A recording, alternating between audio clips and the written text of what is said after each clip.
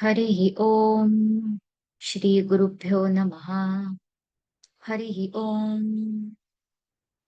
सहना भवतु, सहनौ भुनक्तु, सह वीर्यङ्करवावहै, तेजस्विनावधीतमस्तु मा विद्विषावहै। ॐ शान्ति शान्ति शान्तिः।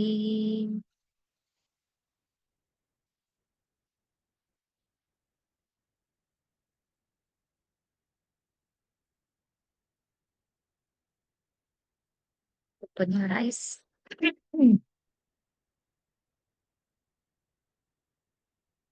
So today is the last session of our 6 days series related to Yoga Tattva, the fundamentals of yoga practice, yoga abhyas. And today we talk about yoga for real life. I remember a very simple yet very powerful moment,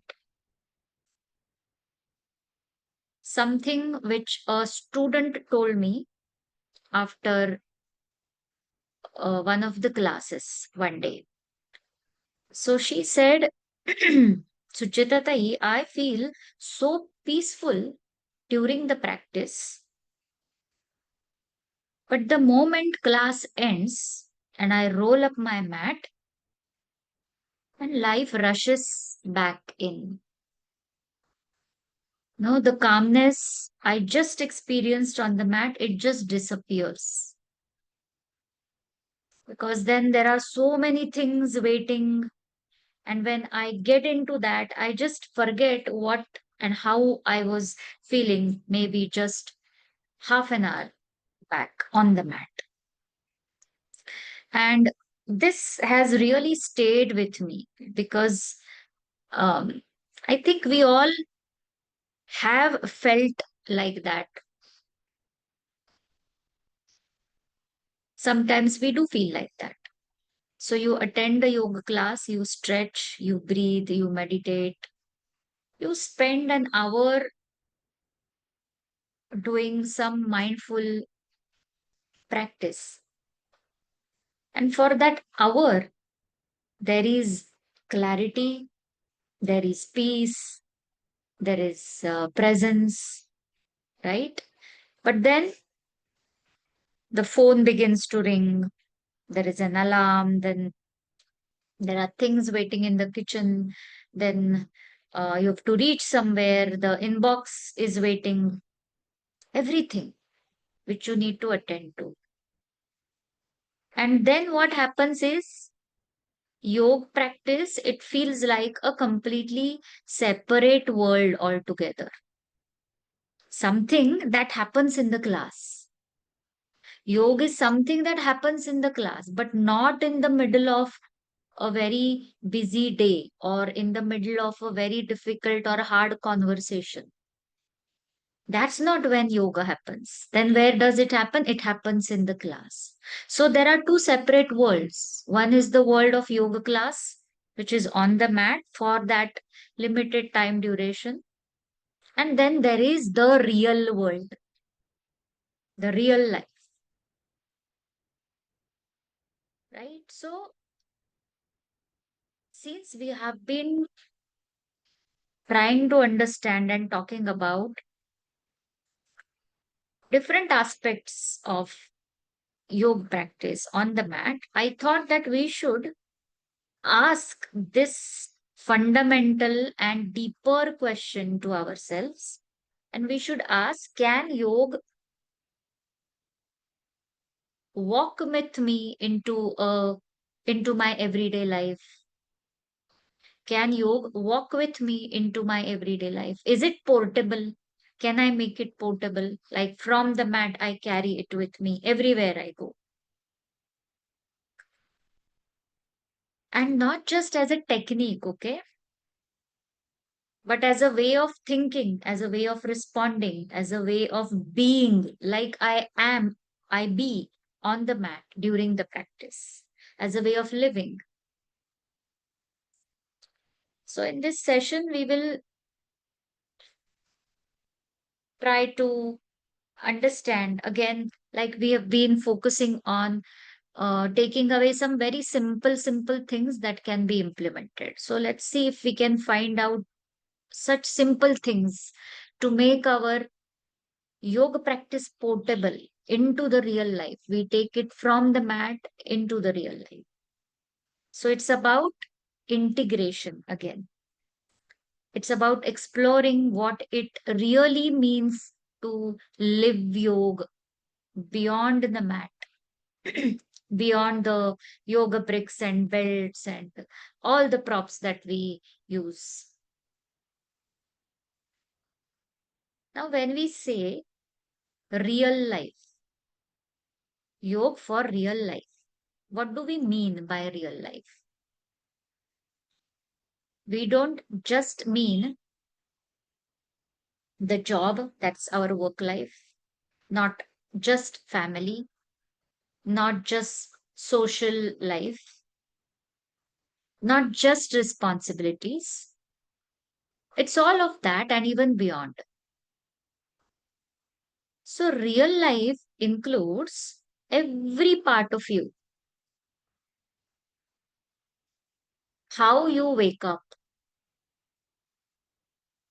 how, what is your tone like when you are speaking to a family member, when you are speaking to someone else, when you are speaking to a stranger, you're talking to a person, a delivery boy who has just come on the door to deliver something. How do you respond when someone disagrees with you? What do you do when you feel bored? What do you do when you feel angry? What do you do when you feel joyful?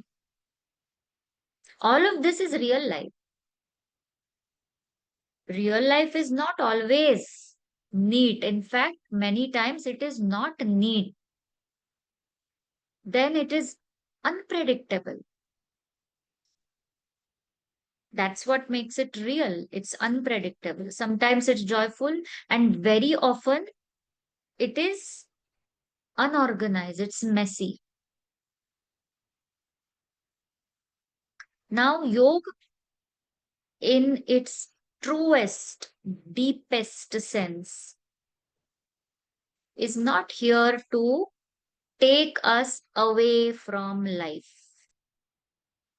That's not the aim of yoga. So when we do yoga, we don't want to, you don't want to practice yoga just to run away from life. No. In fact, we should take something from the yoga practice to take in the real life. So we should not be thinking about yoga practice as an escape from life, from real life. Because yoga is here to help us stay with life, with clarity, and with stability and steadiness.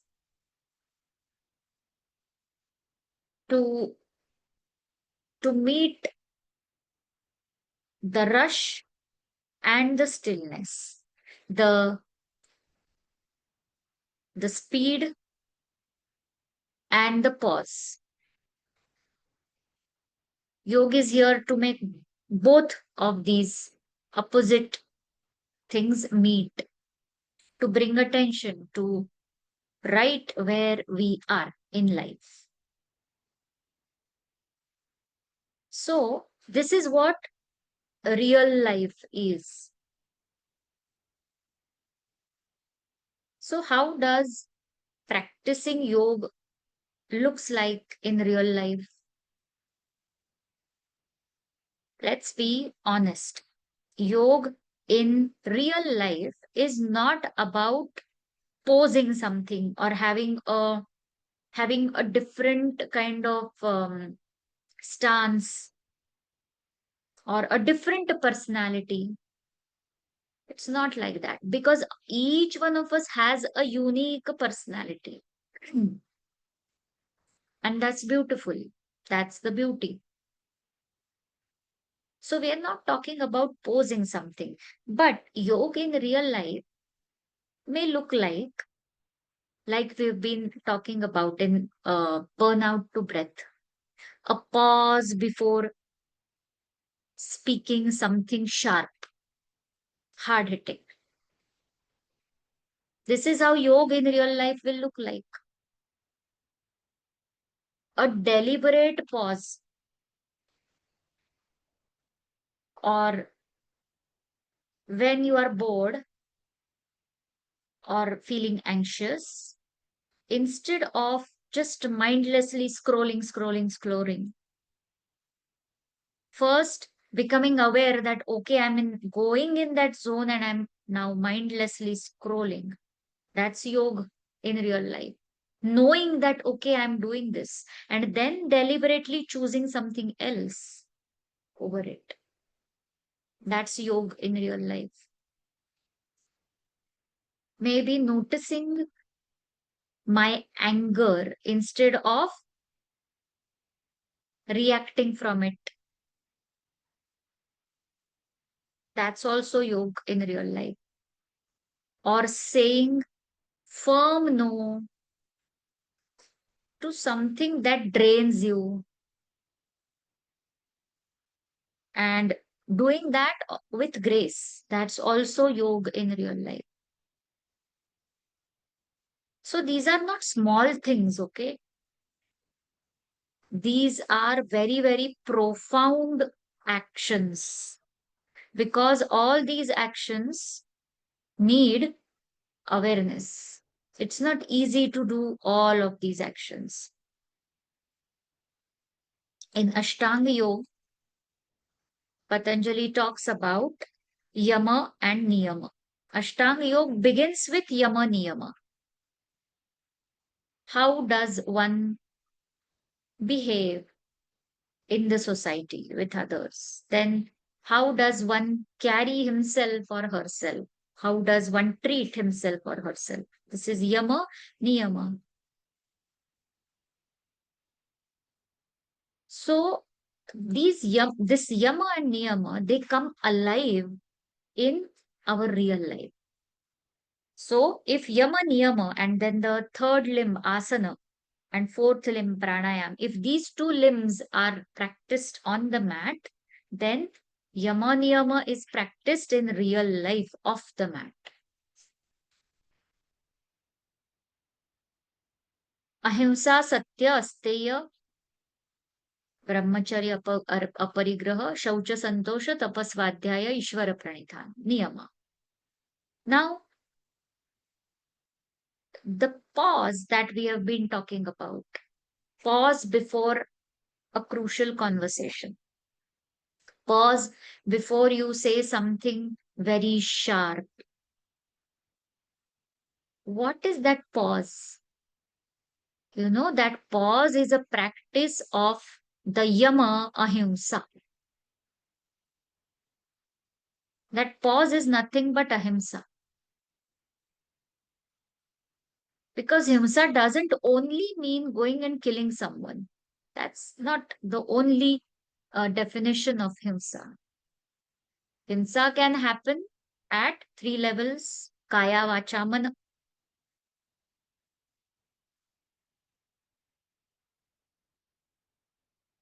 And instead of thinking of himsa as not hurting anyone, we can think of himsa as unconditionally accepting things and people and situations.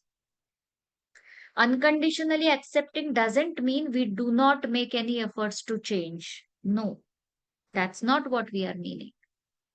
We have to take efforts to change, but even before we start changing it or start taking action towards changing it, we have to first accept that yes, this can happen. If we keep on asking question, how can this happen? How can he behave like this? It is an illogical question. You can't say how can it has happened. It is proven that it can happen. You can't say how can it happen. Don't you see it is happening? That means it can happen. Now let's not ask this question, how can it, how can it, how can it has happened, Baba. So that means it is real.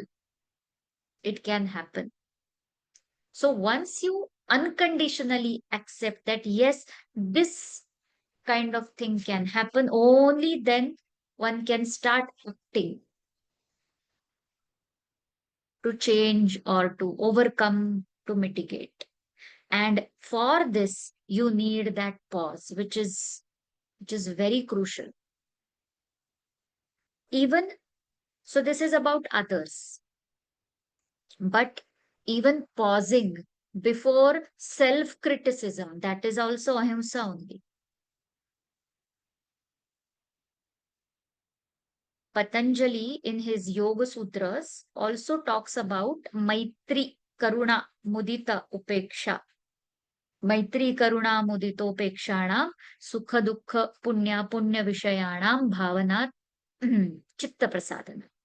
So he's talking about what kind of attitude one should have towards different kind of people. So one of the attitudes that he is talking about is Maitri. Now, being friends with others is still easy, I would say. But we need to then ask, am I my best friend or I am my best critic always? Am I pausing before self criticism? Even that is a practice of yama. Satya. Satya is also one of the yamas. Now, how do we understand Satya? How do we practice Satya? Satya is about being honest. It's not only about going on telling truth to everyone. It is honesty. Satya is honesty.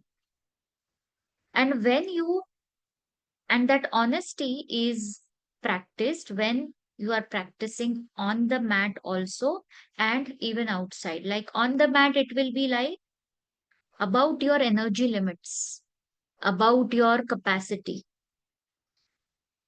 about the limits and strengths of your body. Are you being honest about it?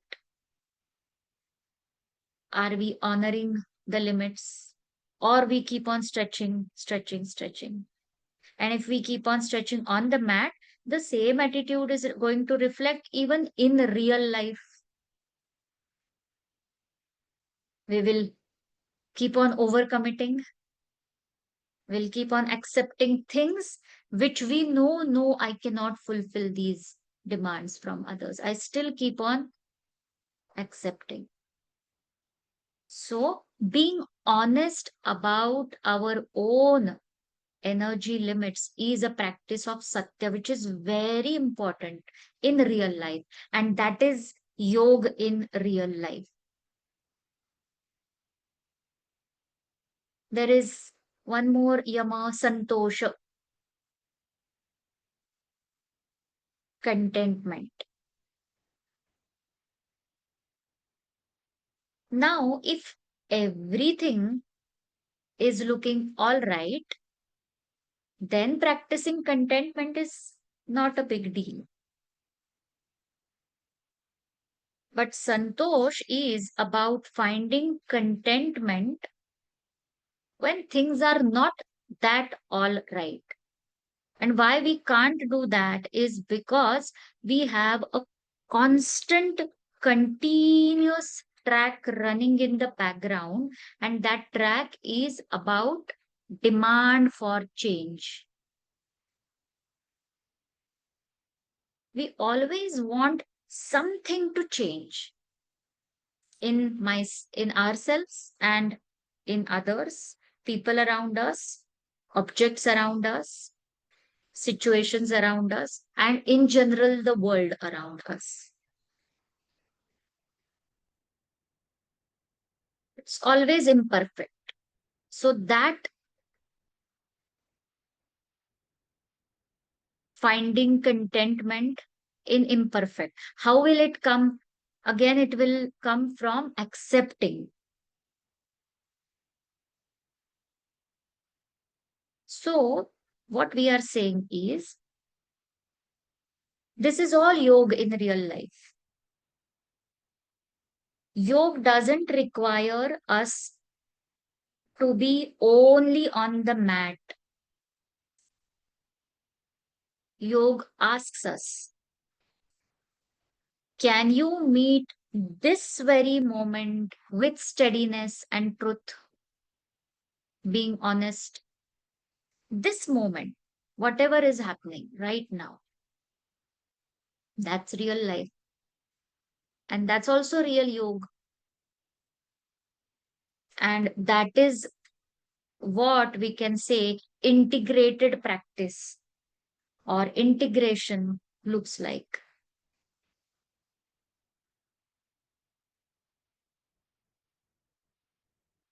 We practice asana and pranayam on the mat.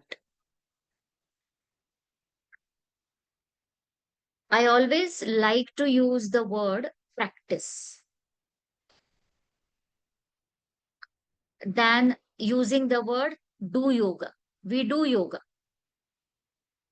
Okay. There is a difference, I feel.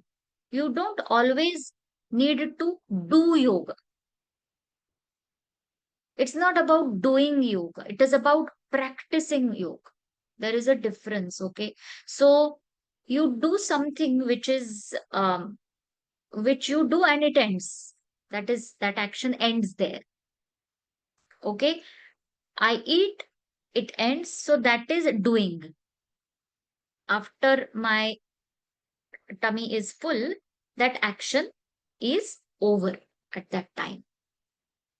That is doing.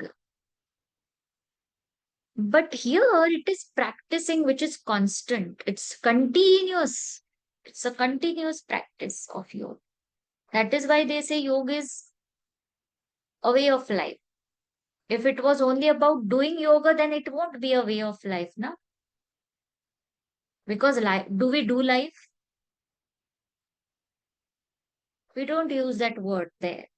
So practicing, we live it, and we can live it even through posture, through breath, and through awareness of the mat. For example, simple things. What I've been talking about so far is holistic. Okay. But even if we have to talk about taking the practice of asana and pranayam, which we do on the mat, taking it back to real life, then can we not have this awareness of all the gatis in our body always? That is yoga in real life.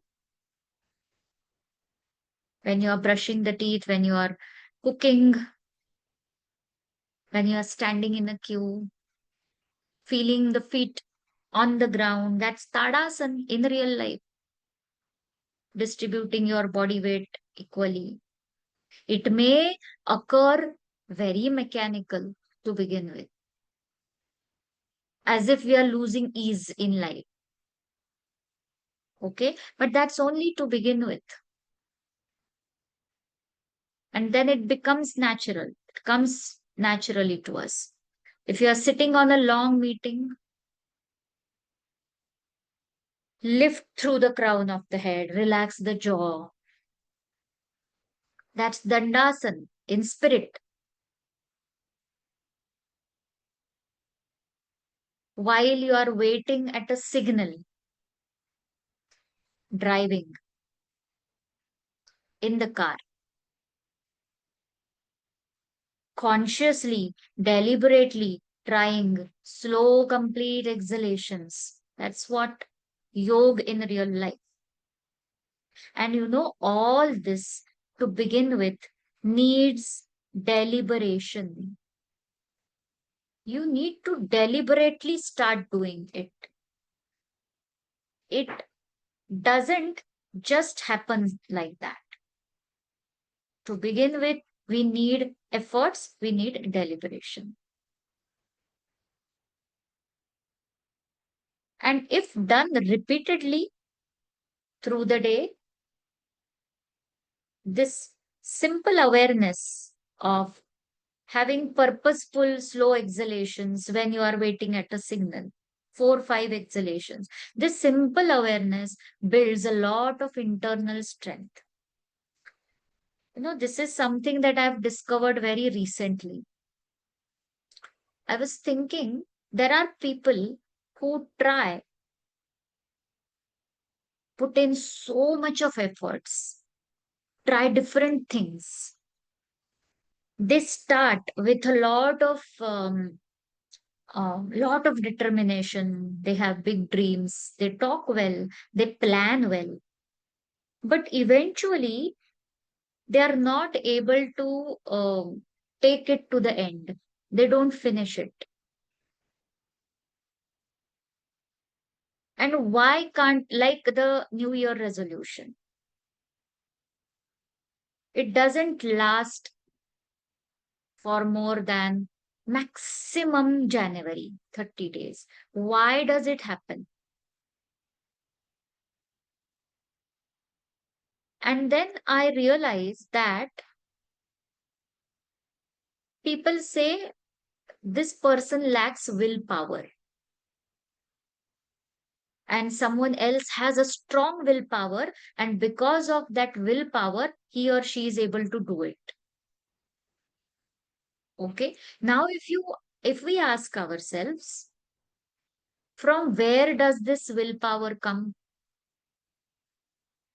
Is it going to just appear like that from nowhere? No. If we do not train to use the will, we will not have the power of the will.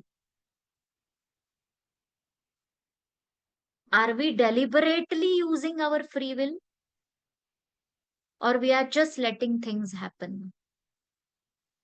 If we just let things happen and do not train to use the will, then that power of the will not be with us. And these small things, awareness in these small things, like I said, having 4 5 exhalations at every signal, or taking a pause before these three moments, like we have been talking, before a meeting, before sleep, before a meal. This is what? Deliberation. You are introducing deliberation. Secondly, you feel good about yourself when you do it. I decided to do it. I'm doing it. I did it today. I then again next day. When you do this, what are you training for? You're training to use your will. This is willpower building. You're building your willpower, and that willpower you will use to achieve some great goal. You won't realize why suddenly I'm achieving this. Where has this strength come from? This strength will come to us because we are accumulating this strength. We are building the willpower. We are creating that willpower through all these small yoga practices in real life. So, these practices that I talked about, like sitting tall, relaxing the jaw, doing slow exhalations, taking pause, all of these practices,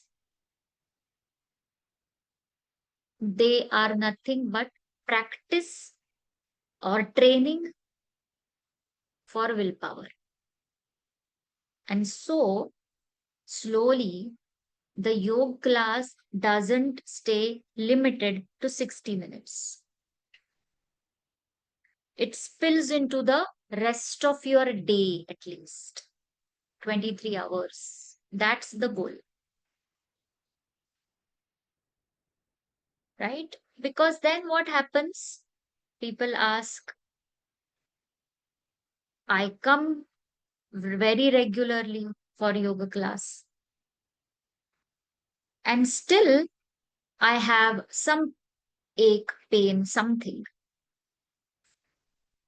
It's possible in, it's not just possible, it's real, it's a fact that whatever you do in 23 hours can easily overwrite what you do in 60 minutes on the mat. So if you want to reap the benefits of the real yoga practice, we need to take our yoga practice into the rest of the day. From those 60 minutes on, they need to spill into the rest of your day. That's the goal, not to escape life through practice. That's not the goal. We don't come on the mat to escape, but to carry the energy of practice into life.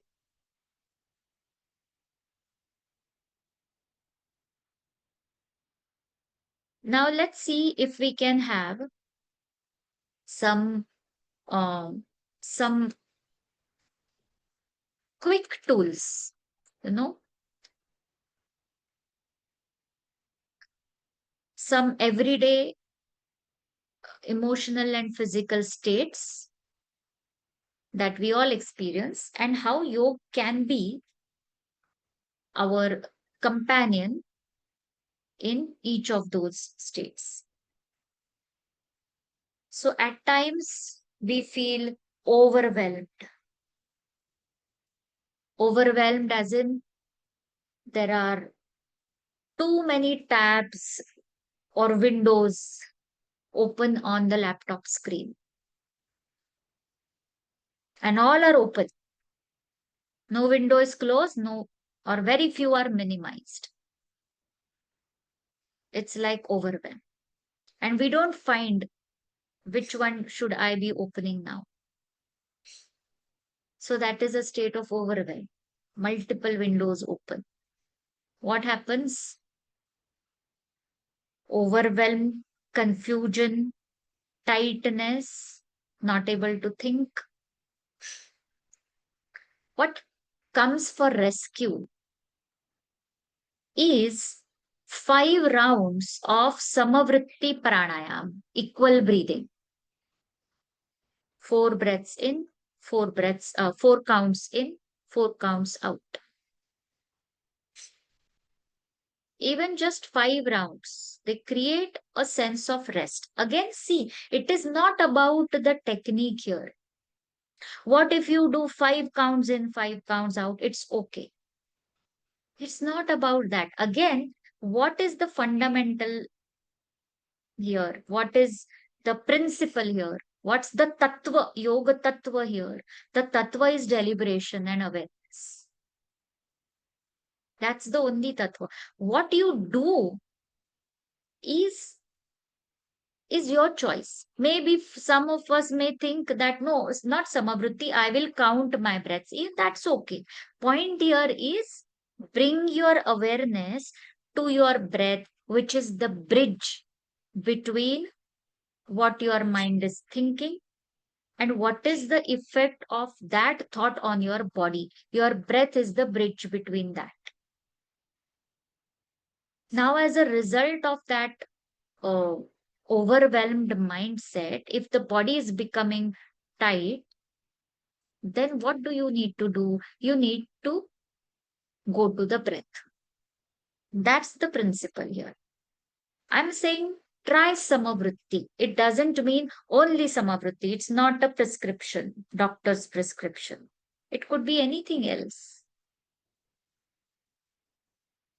Then, if one is not able to focus, distracted, scattered, what will come to rescue? Which yoga practice? Tratak. Tratak. Fix your gaze on one point.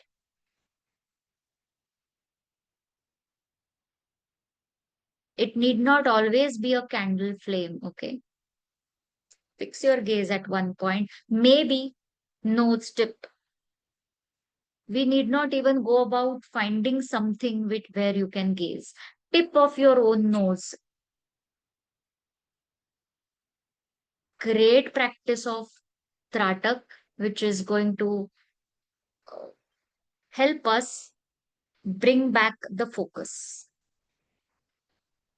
Gaze at the tip of the nose for whatever 15 seconds, 20 seconds, then close your eyes. Again, gaze, close your eyes. Again, gaze, close the eyes. Do this 3, 4 times and try. The focus will be back. If one is experiencing a lot of emotional turbulence, like extreme emotion of sadness or anxiety, or maybe a memory is troubling you, then try a gentle but seated forward fold wherever you are sitting, maybe on a chair. Try to just bend forward, do a forward fold. And because here, why I'm saying forward fold? Because you exhale naturally in a forward fold, and the exhale helps you calm down. Or maybe humming sound like Bhramari will also help, because hum calms the nervous system, it brings comfort. If one is feeling dull or demotivated, uninspired, then a great practice will be Surya Bhedan, energetic. Inhale through right, exhale through left. Or a simple but very, very powerful practice, rub the palms vigorously for 30 seconds. Rubbing of the palms vigorously for 30 seconds and give that warmth to the eyes, ears, your cheekbones, your neck. Do this for 5 times. It wakes up the system so that dullness, that lack of motivation, it goes away. Wake the system gently. Cannot fall asleep. A great practice done daily of chanting Omkar before sleep helps.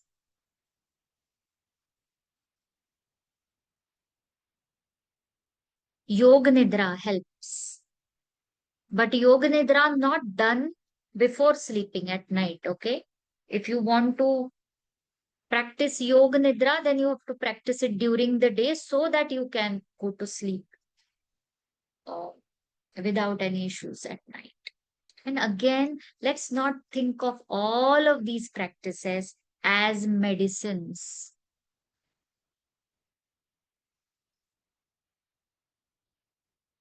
This is about abhyas. This is about sadhana. This is about presence, showing up and doing it.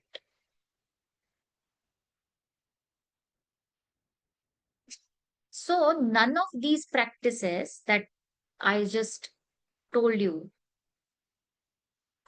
they don't need more than 1 to 3 minutes to do in real life when the situation comes. But the key is consistency. It's not about quantity. So yoga is always with us. It's in the breath, it's in the spine, it is in the choices that we make. It is in each of our conversations that we do. So when this starts happening, Yoga reflects through you.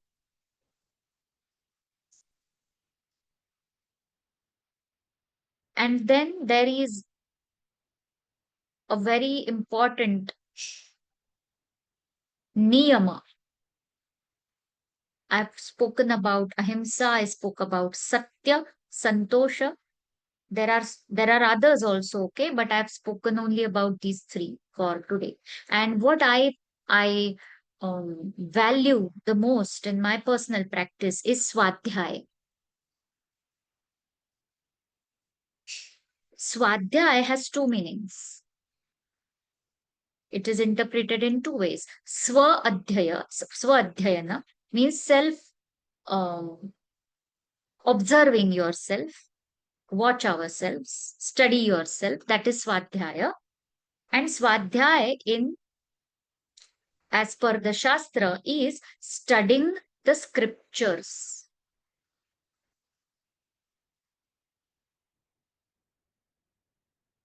Both the both ways, Swadhyaya helps in a great deal. We will talk about only the ability to watch ourselves. That's Swadhyaya.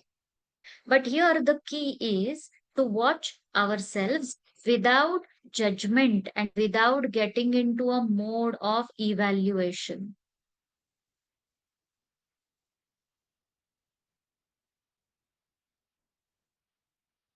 You just, what do you need to watch yourself? You don't need a checklist, tick, tick, tick, tick, tick. You don't need a notebook.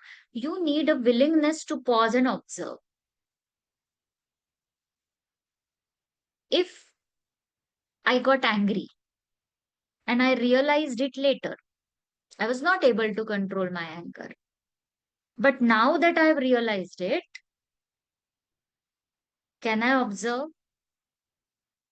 Or I'm going to justify my anger? Or I'm going to get into self criticism mode? What's the use of my yoga practice if I cannot even control my anger? Am I getting into that mode or I will justify?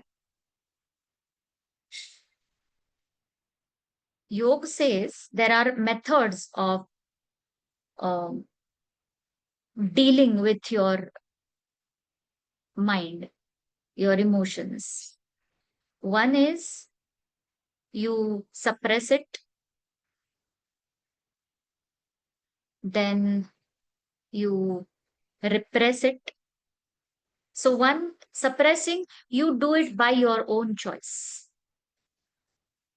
right? You repress because someone else asked you forcefully to repress it, or you express it, okay? But yogic way is you observe it without judgment, objectively observe it. Then, after I realize that, okay, I got angry, can I ask myself what triggered me just now?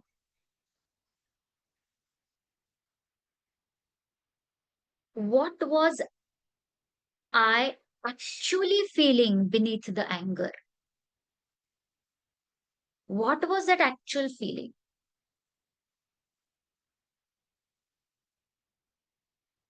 And here Satya comes, okay? Being honest with yourself. That's yoga in real life. Is this response coming from clarity or it's coming from compulsion or it's coming from lack? What is it? This is Swadhyaya. You don't need answers immediately, okay?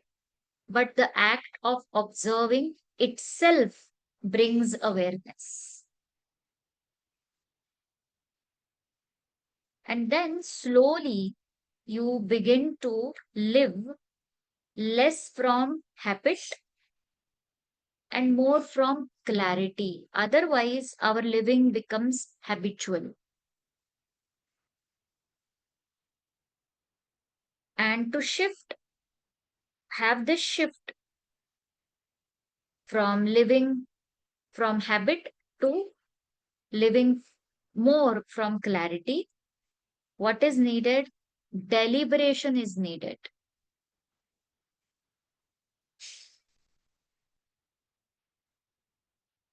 And this is what Gita means when it speaks of evenness, inner evenness, samatvam.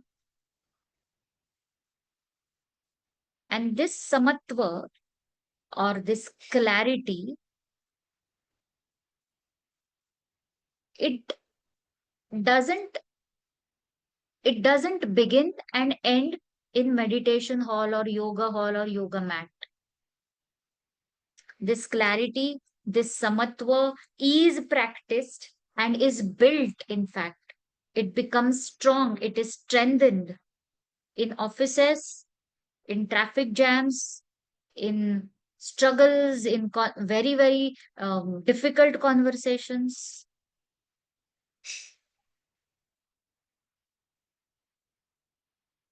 This is where it is strengthened when you practice yoga there. In meditation hall, yes, you will feel calm. On the yoga mat, yes, you will feel great. And that is a different kind of practice. But in order to take that practice in real life, we need a different practice. We need a different kind of deliberation. Like we show up regularly on the yoga mat and practice. There also, you need to show up and practice. And when you start deliberately doing it, it becomes your muscle, it gets into your muscle memory, and then it becomes a way of life. So, to end this series, what we are saying today is the practice of yoga never really ends.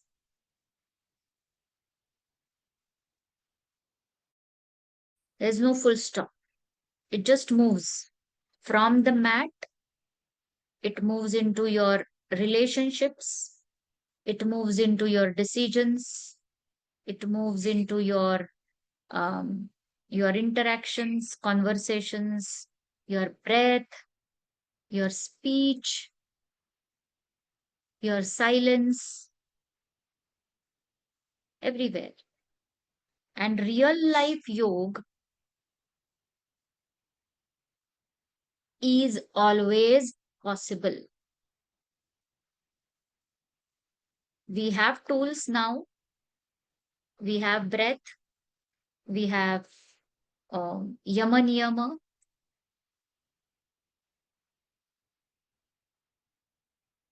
and we also have the great ability to be able to observe. And we need to tap it, we need to use it in order to take yoga from the 60 minutes class, which is on the mat, to the rest of the day or even in the real life. So I think I'll end this session, and also this lecture series ends today. So thank you for being a part of this Yoga Tattva week celebration, which we started after the International Day of Yoga. And I wish all of you that may your practice continue, not just in your postures, but also in your presence in everything that you do. And thank you for motivating me, for being with me, for listening to me, because I feel as I share, my practice grows. So that's my um, way of getting deep into the practice. Thank you.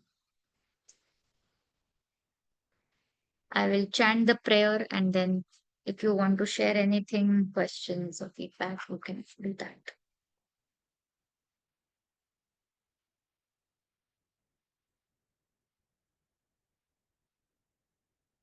Om पूर्णमदः पूर्णमिदं पूर्णात् पूर्णमुदच्यते पूर्णस्य पूर्णमादाय पूर्णमेवावशिष्यते ॐ शान्ति शान्ति शान्तिः हरिः ॐ श्रीगुरुभ्यो नमः हरिः ॐ